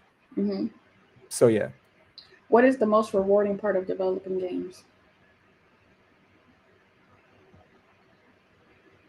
That's a great question. The most rewarding part, I guess 5 stars. When you get 5 stars and people are like, this is the greatest game of all time. I've actually gotten that for Rapquest 2, which is crazy. Not because it shouldn't be, given that, but because I've gotten several upon several people from all over the world who have given me 5 stars and been like, oh my gosh, I can't believe this game exists. I'm so glad. I'm so happy, blah, blah, blah, blah. And it's like, I knew that this was going to happen, but seeing it come to fruition and knowing that there are people out there who agreed with my original idea, like they're going to be so blown away when the time comes for me to actually be satisfied with all of the output for, you know, what I've been doing for this game and this franchise and this series. But at the same time, like, sometimes just like learning along the way, like in the process of making the game, you kind of have these hurdles that you have to jump over. And I think the hurdles, when you're able to get over them, you know, you're like, oh, I've been stressing about this for like a week. I'm so happy. Now, you know, that comes with the stress that comes before it, of course. But I think that's one, it's very rewarding to, like when I was able to implement the animations in my game and then actually make a video that I could put onto Instagram and show people that like, oh, you can now be on the stage and people will come from off screen onto the, you know, like the standing room only area of your performance, and they'll animate and stuff like that was so relieving, because it was like, that's always where I wanted it to be. But, you know, I felt like I needed a whole team to help me with that, at least a team of like 4 or 5 people to kind of, you know, split up the tasks. But, you know, I think it's the 5 stars and it's the minor like wins, the little wins and accomplishments. What are some like challenges that come from making your own game, whether it's before it's released or after? I think the publishing aspect of it, when it comes to mobile devices, I'm pretty sure consoles are also pretty challenging as well. I just, from working at Insomniac, I remember when we were working on Resistance and we had to do all the multiplayer testing for, you know, the death matches and stuff like that. We had to work closely with Sony because obviously they're the publisher, and so we had to do so many different tests with them in order to make sure that, you know, not only was the game playing like we would want it to, but they were meeting the standards of what Sony would want. And if they had feedback for us, we would have to put it in the game. So things like that are, of course, I'm sure, you know, when it comes to console stuff. But when it came to mobile, like, I'll tell you right now, Construct 3 is probably not the best platform to be putting onto mobile devices. So just trying to get simple things like leaderboards in the game. Some of these things are relatively simple from a software engineering standpoint, but from like a hobbyist kind of like jack of all trades standpoint, it's like, oh my gosh, this is breaking my brain to try to figure out how to get this through. So publishing, and as I mentioned before, iOS publishing is prohibitive because it requires that you go purchase a MacBook or some other kind of Mac PC. And that to me is, or elitist. I guess Mac computer. Yeah, it's elitist. It's very elitist, and it's something that is, you know, for people who and capitalist. Exactly. And it's just like for people who are just trying to like be creative. You know, people be like, oh, well, then just go get a Mac, and why don't you have an iPhone, and da da da da. And it's like, yeah, but I want to be this and that. Why do I have to only be this? You know what I'm saying? And so that's the hardest thing for me, is just publishing. Once you've completed all of the process of putting the game together, now you have to go through, you know, plugging it into the system that allows you to put it out there. So, and you can't, and there's no way to do it on iOS other than through the way that they say. On Android, you can just put an APK on your website and be like, oh, you can go download it if you want to. You can put it on Google Play. You can put it on Amazon Fire services and stuff like that. But iOS publishing is the devil. And something I've seen that was cool is like in the comment section of your various social media platforms, people kind of providing you with the bugs that you can go fix in your game and stuff like that. So having that connection to your audience where they have like this direct connection to you, like, oh, I had trouble with this, and you could be like, okay, boom, boom, boom, this update, I fixed it. And sometimes they get a little too rowdy with you. They'll be like, fix this now, and it's like, wait a minute, you don't know me, bruh. Like, don't square up. Don't square up digitally. Come on, man. So that's another thing, because you know they're used to shouting at the large companies that they know are never going to hear them, and so when Right. somebody else puts out something, then they're just going to use that same Like, volume and that same I can aggression. hear you, and I'm just one person, so calm down. Yeah, calm down. And then that offends them if you tell them to calm down. That's why I don't tell people to calm down. I try to be graceful. I try to be like, you know, I'm working on it, bro. I'm working. Right. What do you feel are the barriers to entry for Black people in indie game development? Community. I think that one of the things that I've learned the most is, you know, a lot of game developers who start from humble beginnings, they did projects with their friends from college. Yeah. They did projects with their friends from high school, with people that they know, their family members, whoever it is that they have in their circle. They, you know, and there are indie developers that are like solo indie devs that are out there for sure. Not in the Black community, but I would say that, you know, being Black in America already starts to kind of put you in a hole a little bit, because you may not have access to the technology. You may not have access to the mindset. You may not have access to whatever resources that you need. And now, of course, it's a lot easier to just go to the Unity store and buy some free 3D assets and download them. But I think that most of the successful games come from teams. Teams, especially like graphic high fidelity, or, you know, something that's visually appealing, because you can make a story-based game that's just text. But it's like people aren't going to be talking, ranting and raving about that unless what it is that you're putting in that text is like controversial or impactful or whatever it is. And so I have a game that's maybe something like that, maybe sometime down the line. I probably should have started with that one, but whatever. But, you know, being a writer is kind of part of the skill set, like I said before. And I think that being able to put worlds together in your head is a challenge, but when you can bounce that off of other people who come from slightly different perspectives, even though they may be very similar, that's very helpful as well. So that's why community is important, is because you have to have like a more well-rounded approach to something. You have to have the artist's approach. You have to have the software designer's approach. You have to have the CEO approach. You have to have the marketing approach. You have to have the monetization approach. So trying for one person to try to be all of those things, it can burn you out. It can drive you off a cliff. You just want to, I don't want to say people should strive to specialize, but I do feel like it's important for people to have a groove that they can work in. And so being in a community allows you to work in a groove and not work with 25 hats on. So. And something that I've seen in the animation community, which is, you know, right next door to the video game community, is like because of our as Black Americans, because of our status in the world, or in our country of trying to make money, people, even if you kind of find that community, people are concentrated on how much you're gonna pay me, when, you know, some other people have the privilege of like, we're gonna do this for free. Yep. And so, you know, and that's why it's important for us to, you know, let the children have this opportunity now to work together in community when they ain't got no bills. They don't have any bills. They don't have any responsibilities outside of whatever it is that they like to do every day. But we want to get people into the mindset early on in their lives that you can like to do what you're going to do for a living with your friends before you ever have to pay bills. Like that is a mind-blowing idea for a lot of Black folks, because Black folks are so like pressed for like survival and pressed for like meeting the society standards of, you know, you have to have all the material things that give you status. Like we want status, but we also want survival.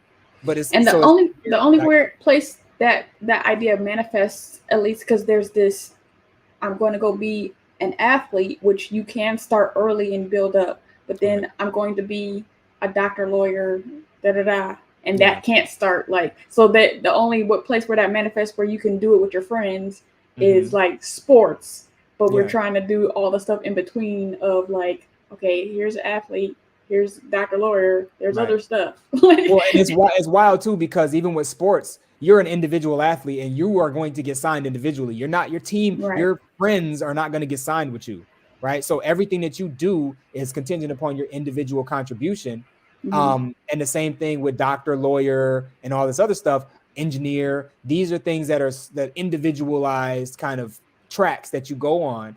And you know, our parents, you know, there's like a trope of like certain African parents who are like, you're going to be a doctor or a lawyer and that's it. And then, you know, ain't no nothing about it. And it's, you know, African American parents as well have this, like, you have to be of a certain status because that's what the family has been doing. So you're going to follow in the footsteps or whatever.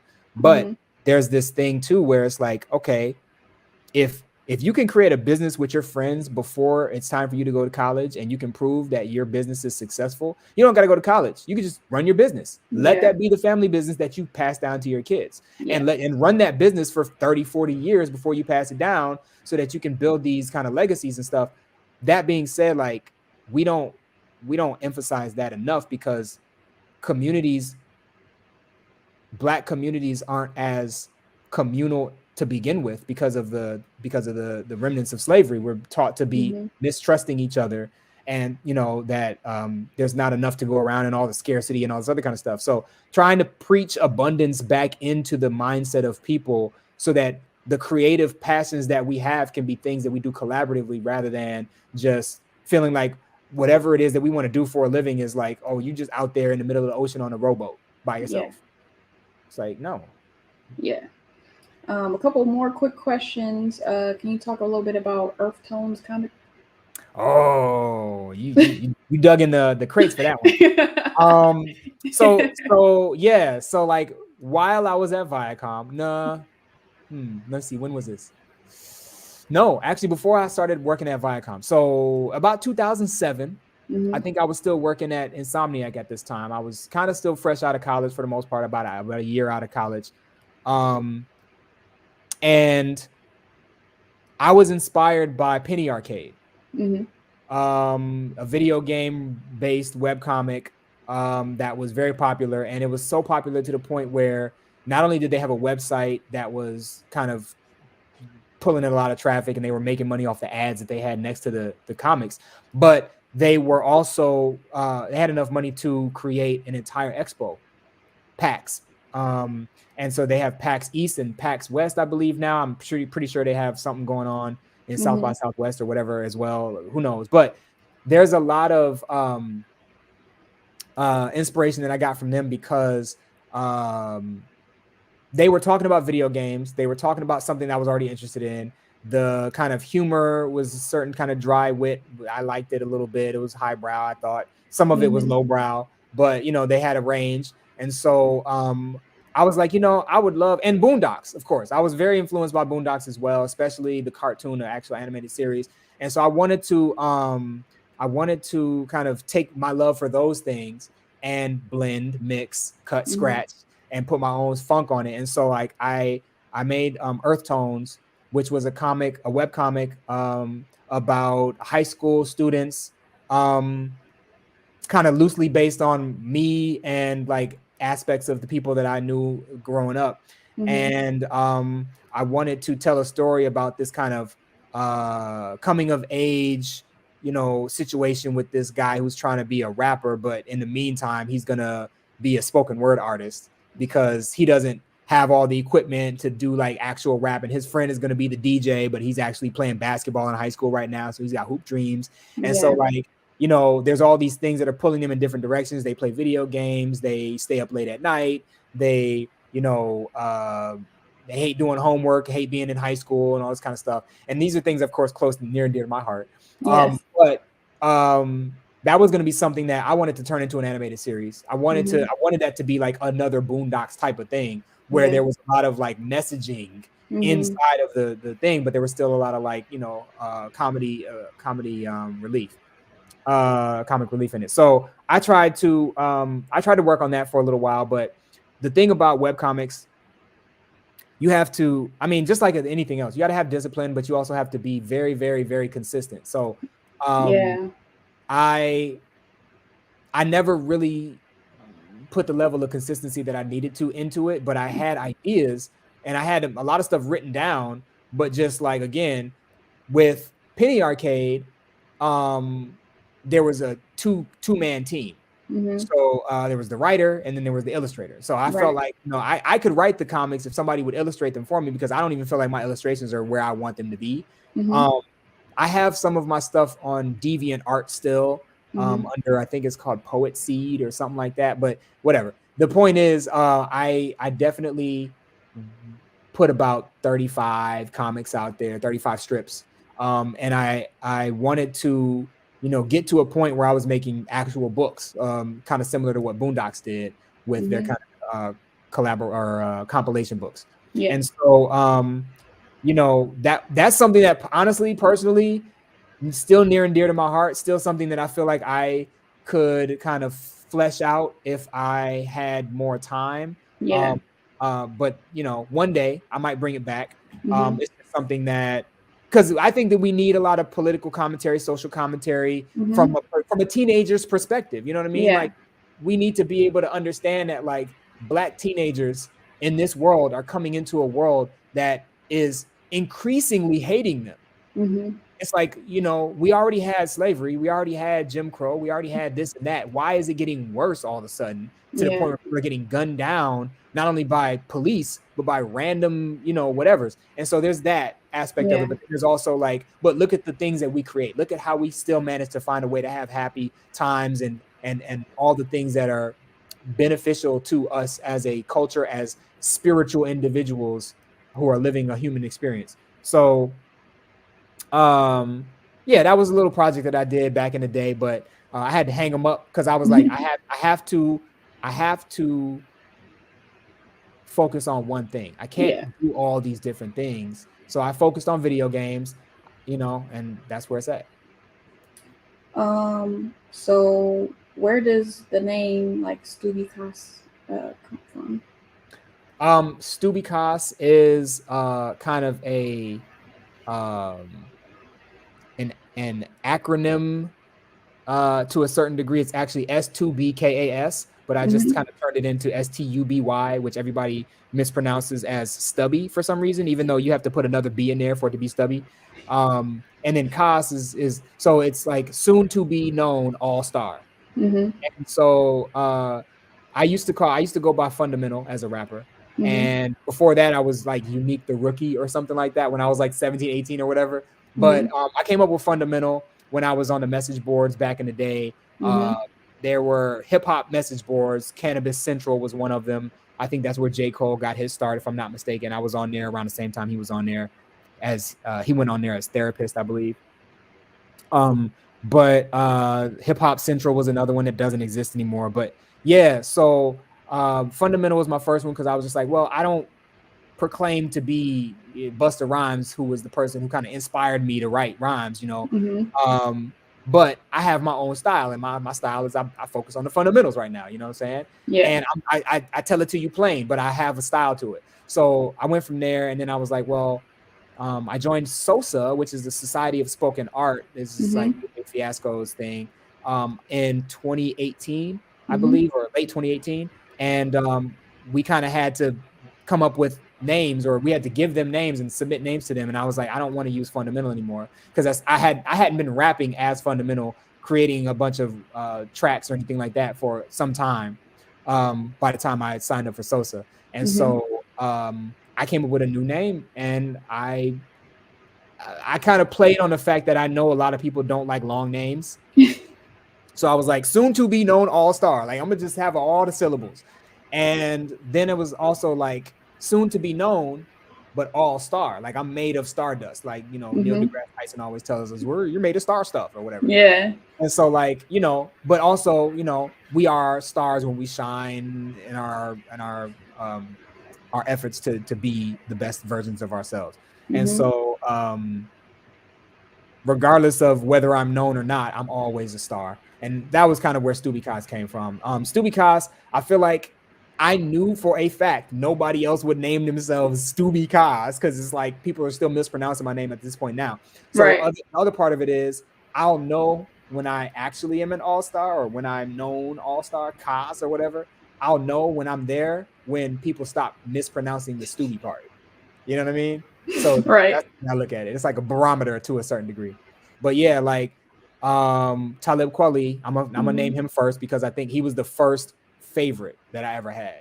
And then Mos Def, of course, as well with him. Like, can't really separate those two in my mind. Yasin Bey now. But then like Homeboy Sandman is a really big one that a lot of people don't know of. He's the way he does his, he's just all over the place. But I love it. I love it. He's like one of the illest rappers of all time to me. Who else? J Live. He's another kind of like smarty arty kind of dude. He used to be an educator. He's kind of still an educator with his rhymes now. He's like a multifaceted. He's got this video where he like scratches on Serato while he's rapping and like freestyling off the top of his dome. Like that, it's crazy. It's like, it's crazy. Like no rapper can say that they do that. Yeah. You know what I'm saying? So there's that. Elzai from formerly of Slum Village. Elzai is a beast. He has the illest like ways of putting like phraseology. His phraseology is wild. Who else? Man, One Below is one of the ones, of course, I like. Lupe, of course, got to give it up to Lupe Fiasco. Like, you know, he's definitely been a mentor to a certain degree for me in terms of just the growth of my kind of MC-ness. Yeah. And just like it's like how you go to college and you learn how to learn. It's like being a part of social has helped me learn how to break down why I rap the way I rap. Yeah. You know, or like what people do when they rap. You know what I'm saying? So last question. If someone was to produce a documentary about you, what things would you want them to highlight about your life outside of video games? Oh man. What? Wow. Probably the rap part. Probably the rap part, because like at the end of the day, I'm a very wordy person, and I feel like ever since I was a kid, people have told me I talk too much. And I'm sure there are people who are watching this back and being like, this dude goes. But like, I've always been a wordy person, but putting that to good use as a poet, as a writer, rapper, whatever, like that's something that I feel like is the through line of everything that is my life, even within video games, not just with Rapquest, but as somebody who's trying to tell a story, somebody who's trying to create a narrative, somebody who's trying to juxtapose different things artistically to kind of create 1,000 words here and 1,000 words there, or whatever the case may be. So I feel like, you know, my pursuit of being a rapper, even though it was kind of stunted in multiple instances for different reasons, it's something that is the kind of the through line of who I am as a person, because I have a lot of stuff to say, and I have a lot of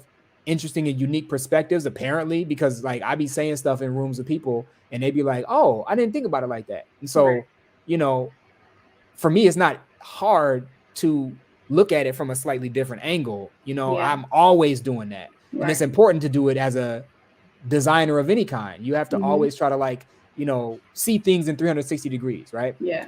So, yeah, that's the biggest thing, is like following the rap thing, following the, you know, what is it that I was trying to say? What is it that I was trying to do? What were my philosophies? What, you know, how was I so different from so many people?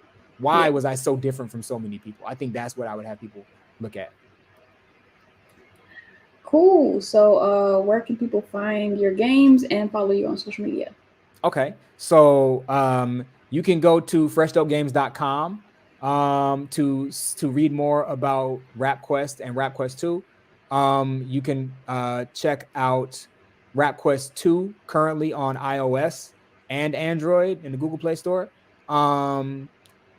You can follow us on social media at freshdopegames on IG, on Twitter. I believe I have a TikTok as well, but I don't do TikTok quite yet, and I'm not sure if I will, because TikTok, we'll see how TikTok goes. But I feel like where it's at right now, but there is a need, there's a gap, there's a space. So Yeah. you know, as we fill those gaps, TikTok will be one of those places.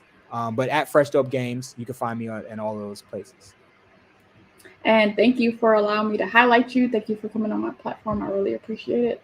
Thank you. Thank you for having me. Thank you for the conversation. As a rapper, you can also find me at StubyKas. I think it's STUBY_KAS on Instagram. And you can you should be able to find like if link in bio stuff to take you to my SoundCloud. But my SoundCloud is just StubyKas, STUBYKAS, same thing. So if you want to hear my bars, I got more bars in store. But yeah, thank you so much. No problem. So to everyone out there, I want you to like So I Know It's Real, comment and tell me how you feel, subscribe to So the Deal, and sign up for post notifications to show your zeal. And I'll see you in the next video. Peace.